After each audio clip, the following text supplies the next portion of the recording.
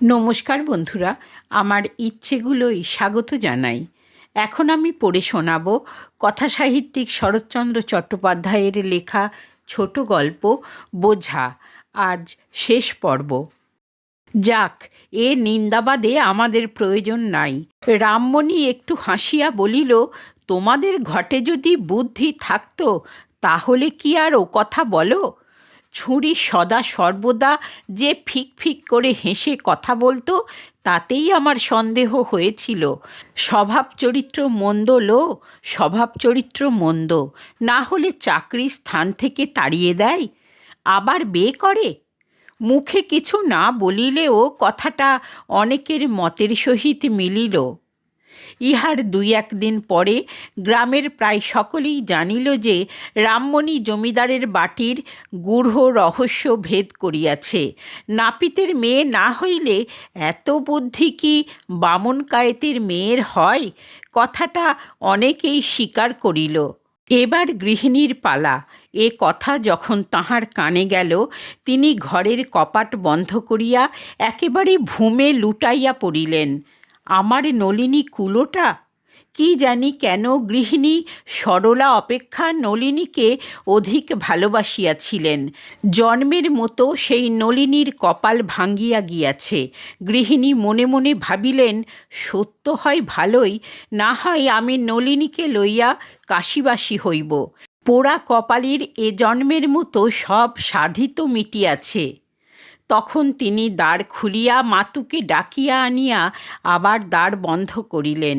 মাতুই তত্ত্ব লইয়া আসিয়াছিল। দুইজনের চক্ষু জলের বহু বিনিময় হইল। কেমন করিয়া নলিনীর সোনার বর্ণ কালি হইয়াছে, কি অপরাধে সত্যেন্দ্র তাহাকে পায়ে ঠেলিয়াছে, কত কাতর বচনে সে ঠাকুরানীকে প্রণাম জানাইয়াছে, ইত্যাদি বিবরণ মাতঙ্গিনী বেশ করিয়া বিনাইয়া বিনাইয়া চক্ষু মুছিতে মুছিতে গৃহিণীকে শুনাইল। শুনিতে শুনিতে গৃহিণীর পূর্ব স্নেহ শতগুণ বর্ধিত হইয়া উঠিল। পুত্রের উপর দারুণ অভিমান জন্মিল। মনে মনে তিনি ভাবিলেন, আমি কি সত্যর কেউ নহি? সকল কথাই কি আমার উপেক্ষার যোগ্য? আমার কি একটি কথাও থাকিবে না? আমি আবার নলিনীকে গৃহে আনিব। অমন লক্ষ্মীর কি এমন দশা করিতে আছে? সেই দিন সন্ধ্যার সময় জননী পুত্রকে ডাকিয়া বলিলেন, নলিনীকে নিয়ে এসো। পুত্র ঘাড় নাড়িয়া বলিল, না। জননী কাঁদিয়া ফেলিলেন, বলিলেন, ওরে, আমার নলিনীর নামে গ্রামময় কলঙ্ক রটছে যে, তুই তার স্বামী, তার মান রাখবি নি? কিসের কলঙ্ক? অমন করে তাড়িয়ে দিয়ে আর একটা বিয়ে করলে আমি কার মুখ বন্ধ করব? মুখ বন্ধ করে কি হবে? তবু আনবি নি? না। জননী অতিশয় ক্রুদ্ধা হইলেন। কিরূপ ক্রুদ্ধা হইতে হইবে এবং তখন কি কথা বলিতে হইবে তাহা তিনি পূর্ব হইতেই স্থির করিয়া আসিয়াছিলেন। সুতরাং কিছু ভাবিতে হইল না। বলিলেন, তবে কালই আমাকে কাশী পাঠিয়ে দাও। আমি এখানে এক দণ্ডও আর থাকতে চাই না।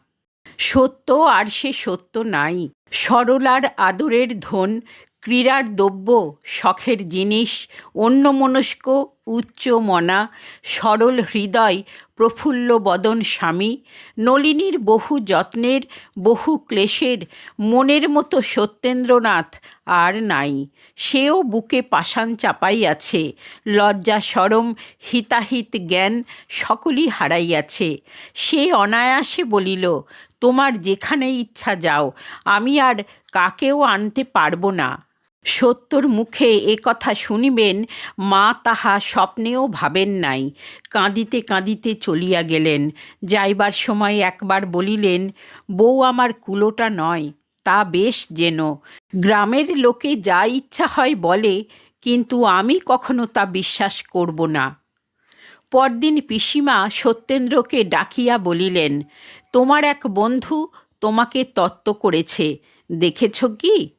সত্য ঘাড় নাড়িল, বলিল, না। কে বন্ধু? জানি না, বসো, কাপড়গুলো নিয়ে আসি। অল্পক্ষণ পরে পিসিমা এক তাড়া কাপড় লইয়া আসিলেন। সত্য দেখিল বেশ মূল্যবান বস্ত্র। সে বিস্মিত হইল। কোন বন্ধু পাঠাইয়াছে? চেলিখানি বেশ করিয়া দেখিতে দেখিতে সে লক্ষ্য করিল এক কোণে কি একটা বাঁধা আছে। খুলিয়া দেখিল একখানা ক্ষুদ্র পত্র। হস্তাক্ষর দেখিয়া সত্যেন্দ্রর মাথা ঝাঁত করিয়া উঠিল। লেখা আছে, ভগিনী, স্নেহের উপহার প্রত্যাখ্যান করিতে নাই। তোমার দিদি যাহা পাঠাইল গ্রহণ করিও। সে রাত্রের ফুলশয্যা সত্যেন্দ্রর পক্ষে কণ্টকশয্যা হইল। যুবার অভিমান কোনো বালকে দেখিয়াছ কি? সত্যেন্দ্রর ন্যায় অভিমান করিয়া এতটা অনর্থপাত করিতে কোনো বালককে দেখিয়াছ কি? ছেলেবেলায় পুস্তক লইয়া খেলা করিতাম বলিয়া পিতার নিকট শাস্তি ভোগ করিয়াছি। সত্যেন্দ্রনাথ, তুমি হৃদয় লইয়া খেলা করিয়াছ, শাস্তি পাইবে। ভয় হয় কি? তোমরা যুবা, সমস্ত সংসারটাই তোমাদের সুখের নিকেতন। কিন্তু বলো দেখি, তোমাদের কাহারও কি এমন একটা সময় নাই যখন প্রাণটা বাস্তবিকই ভারবোধ হইয়াছে, যখন জীবনের প্রত্যেক গ্রন্থিগুলি শ্লথ হইয়া ক্লান্তভাবে ঢলিয়া পড়িবার উপক্রম করিয়াছে? না হইয়া থাকে একবার সত্যেন্দ্রনাথকে দেখো। ঘৃণা করিতে ইচ্ছা হয়, স্বচ্ছন্দে ঘৃণা করো। ঘৃণা করো, সহানুভূতি প্রকাশ করিও না। ঘৃণা করো, কিছু বলিবে না, দয়া করিও না, মরিয়া যাইবে। পাপী যদি মরিয়া যায়, প্রায়শ্চিত্ত ভোগ করিবে কে? সত্যেন্দ্র শ্রান্ত জীবনের প্রত্যেক দিন এক একটা দুঃসহ বোঝা লইয়া আসে। সমস্ত দিন ছটফট করিয়াও যেন সে বোঝা আর নামাইতে পারে না। সত্যেন্দ্রর মাঝে মাঝে বোধ হয় যেন তাহার অতীত জীবন সমস্ত বিস্মৃত হইয়া গিয়াছে। শুধু কিছুতেই ভুলিতে পারে না তাহার সাধের নলিনী পাবনায় চরিত্রহীনা হইয়াছিল, তাই সে তাহার স্বামী কর্তৃক পরিত্যক্ত হইয়াছে। প্রায় 2 মাস গত হইল সত্যেন্দ্রনাথের বিবাহ হইয়াছে। আজ একখানা পত্র ও একটি ছোট পার্সেল আসিয়া সত্যেন্দ্রর নিকট পৌঁছিল। পত্রটি নলিনীর দাদা নরেন্দ্রবাবুর। সেখানি এই: সত্যেন্দ্রবাবু, অতি অনিচ্ছা সত্ত্বেও যে আপনাকে পত্র লিখিতেছি, সে কেবল আমার প্রাণাধিক ভগিনী নলিনীর জন্য। মৃত্যুর পূর্বে সে অনেক করিয়া বলিয়া গিয়াছে যেন এই অঙ্গুরীয়টি আপনার নিকট পুনঃপ্রেরিত হয়। আপনার নামাঙ্কিত অঙ্গুরীয়টি পাঠাইলাম। ভগিনীর ইচ্ছা ছিল এইটি আপনার নূতন স্ত্রীকে পড়াইয়া দেন। ভরসা করি তাহার আশা পুরিবে।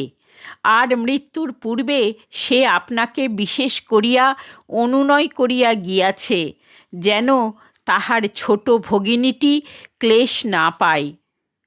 নলিনীর যখন একটি ছোট পুত্র সন্তান হইয়া মরিয়া যায়, সত্যেন্দ্রনাথ এই অঙ্গুরীয়টি তাহার হস্তে পড়াইয়া দিয়াছিল। সে কথা মনে পড়িয়াছিল কি? সত্যেন্দ্রনাথ আর পাবনায় যান নাই। যে কারণেই হোক, মাতা ঠাকুরানী আর কাশীবাসী হইতে পারিলেন না। নতুন বধূর নাম ছিল বিধু। বিধু বোধ হয় পূর্বজন্মে নলিনীর ভগিনী ছিল।